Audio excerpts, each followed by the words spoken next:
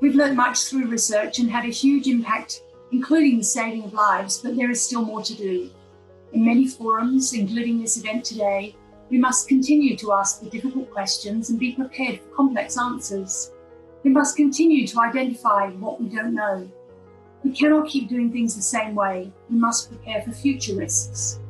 The ideal conversation to be having on this day, big weather and how to survive it, exactly looks at this issue of how do we reduce the risk from disaster events. And it actually probably pulls on a lot of the knowledge that you guys have contributed to this space. We need more education just going to the average member of the public to kind of almost hammer it home.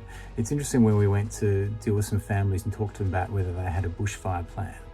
And they were all like, yeah, I've thought about it, it's in the back of my head. But when we then actually put them through it and tried to get them to actually do it, it was a very different situation. So I guess more education, getting more people to engage more actively, not just in the back of their mind about the threats that are coming, is the way forward. And I think that needs kind of coordination on the state and federal level, and it needs education, it needs advertising, it needs, people going to schools, which I know already happens, but more of that kind of stuff to make sure that it moves from that back of the mind thought to being real front of mind and really practiced. We do more than roads, rates and rubbish, and I think when decisions are made to meet immediate needs, say to following disasters, local government are usually the ones that are there for the long run. We enact those regulatory standards that may be changed based on political reasoning.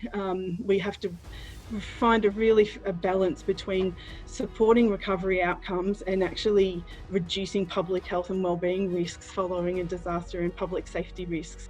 So for us, we know that we've been doing some good work in this space, but I think from a governance perspective, it is really time to take a little bit of stock and make sure that we are understanding the context of all of these key players and making sure we can collaborate and move forward together.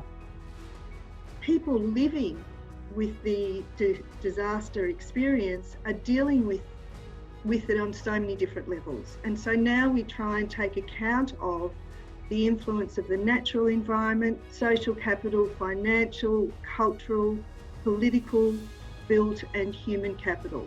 And how do they all influence each other in the recovery experience?